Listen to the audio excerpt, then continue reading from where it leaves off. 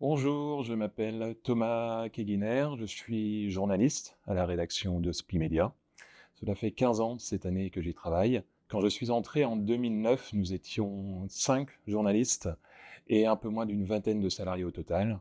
Aujourd'hui, nous sommes 14 journalistes et l'entreprise approche les 90 salariés. C'est une très belle réussite. Je travaille dans un quotidien professionnel national en ligne sur l'actualité des établissements de santé et médico-sociaux.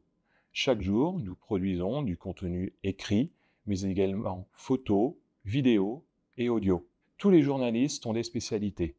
Pour ma part, je m'intéresse plus particulièrement à la gouvernance des hôpitaux publics, mais également aux ressources humaines, au dialogue social, aux questions de financement, ainsi qu'à l'organisation des urgences. Pour rester au contact du terrain, nous nous sommes également répartis le suivi de l'actualité en région. Pour ma part, ça concerne l'Île-de-France, la Bretagne et les Outre-mer. Et c'est justement ce mariage entre, d'un côté, l'actualité nationale de la santé extrêmement riche et variée, qui parle aux professionnels, mais également au grand public, et de l'autre côté, cet ancrage local qui me plaît particulièrement dans mon travail. Quand je suis entré chez Hospimedia, j'étais journaliste depuis déjà 7 ans. L'un des aspects de mon travail qui m'a tout de suite séduit, c'est l'absence de publicité.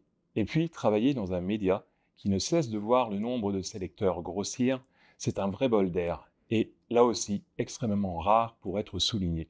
Hospimedia, c'est vraiment une entreprise à part. En 15 ans, j'ai 1000 souvenirs de moments de joie, de moments de convivialité. Quand j'en parle à mes proches, ils m'envient. L'une de mes fiertés, en tout cas les plus récentes ces derniers mois, c'est de recueillir des témoignages de directeurs. Car quand on parle hôpital, on pense médecin, on pense infirmier, on pense soignant, pas ou peu aux directeurs. Je souhaitais les faire parler de leur métier, trop souvent méconnu et pas assez valorisé, pour qu'ils me confient à froid leurs valeurs qui les ont animés post-bac quand ils ont décidé de s'engager, et puis continuent de les guider aujourd'hui. Et puis, parler de la santé en positif.